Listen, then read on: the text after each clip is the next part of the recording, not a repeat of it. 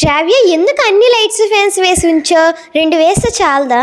Room బ్రైట్గా ఉండాలి కదా, అందుకే వేసి ఉంచా. ఇందులో నీకు వచ్చిన నష్టం ఏమిటి?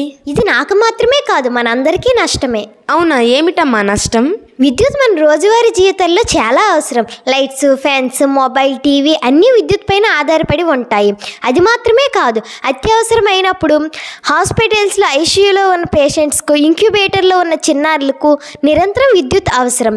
విద్యుత్ను సేవ్ చేయడం అంటే డబ్బును సేవ్ చేయడం కాదు, ప్రకృతిని కూడా రక్షించడం అన్నమాట. అవునా, గొప్ప చెప్పావులే. అయినా విద్యుత్కు పర్యావరణంకు సంబంధం ఏమిటి?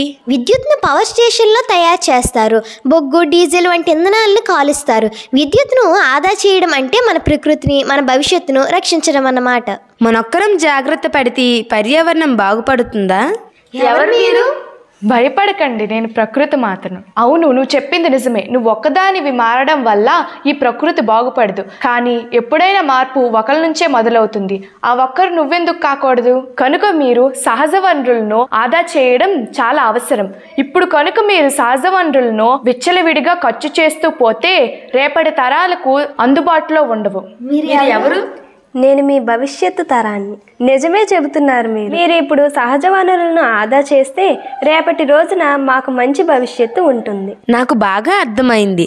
ఈ విద్యుత్ను, సహజ వనరులను ఆదా చేయడానికి ఎటువంటి జాగ్రత్తలు తీసుకోవాలి? మంచి ప్రశ్న.